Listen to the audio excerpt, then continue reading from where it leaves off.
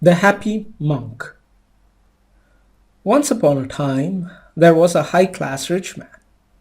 As he became older, he realized that the suffering of old age was about the same for rich and poor alike. So he gave up his wealth and class position and went into the forest to live as a poor monk. He practiced meditation and developed his mind. He freed himself from unwholesome thoughts and became contented and happy. His peacefulness and friendliness gradually drew 500 followers to his side. At that time, long ago, most monks usually looked pretty serious, but there was one monk who, even though he was quite dignified, always wore at least a little smile. No matter what happened, he never lost this glimmer of inner happiness. And on happy occasions, he had the broadest smile and the warmest laughter of all. Sometimes monks, as well as others, would ask him why he was so happy that he always wore a smile. He chuckled and said, "If I told you, you wouldn't believe me. And if you thought I spoke a lie, it would be a dishonor to my master." The wise old master knew the source of the happiness that could not be wiped from his face. He made this happiest monk his number one assistant. One year, after the rainy season, the old monk and his 500 followers went to the city. The king permitted them to live in his pleasure garden for the springtime. This king was a good man who took his responsibilities as ruler seriously. He tried to protect the people from danger and to increase their prosperity and welfare. He always had to worry about neighboring kings, some of whom were unfriendly and threatening. He often had to make peace between his old rival ministers of state. Sometimes his wives fought for his attention and for the advancement of their sons. Occasionally, a dissatisfied subject even threatened the life of the king himself. And of course, he had to worry constantly about the finances of the kingdom. In fact, he had so much to worry about that he never had time to be happy.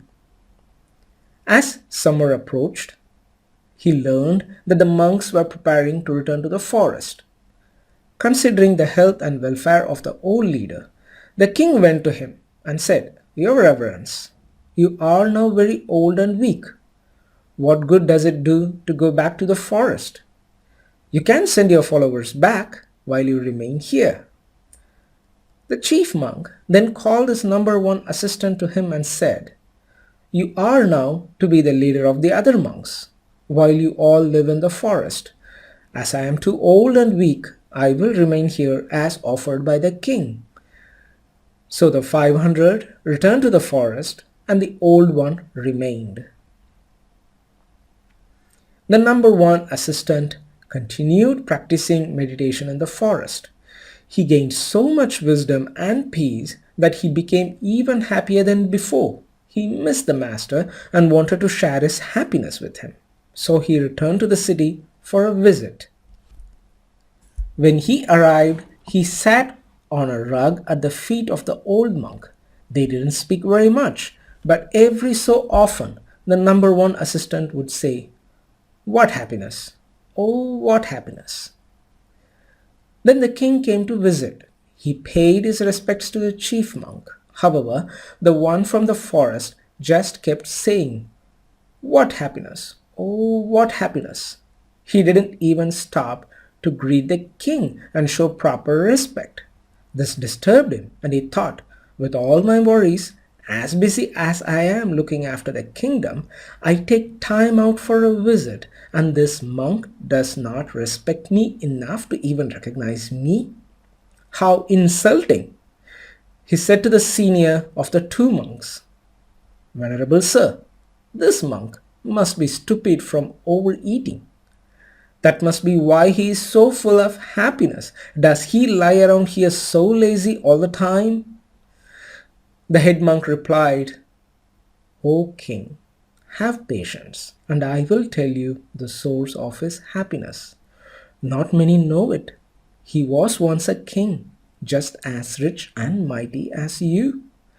Then he was ordained as a monk and gave up his kingly life. Now he thinks his whole happiness was nothing compared to his present joy. He used to be surrounded by armed men who guarded and protected him. Now, sitting alone in the forest with nothing to fear, he has no need for armed guards. He has given up the burden of worrying about wealth that has to be protected. Instead, free of the worry of wealth and the fear of power, his wisdom protects himself and others. He advances in meditation to such inner peace that he cannot keep from saying, "What happiness! Oh, what happiness!" The king understood at once. Hearing the story of the happy monk made him feel at peace. He stayed for a while and received advice from both of them. Then he honored them and returned to the palace. Later, the happy monk, who once had been a king, paid his respects to his master and returned to the lovely forest. The old monk chief lived out the remainder of his life, died, and was reborn in a high heaven world. The moral of the story is unattached to wealth and power, happiness increases.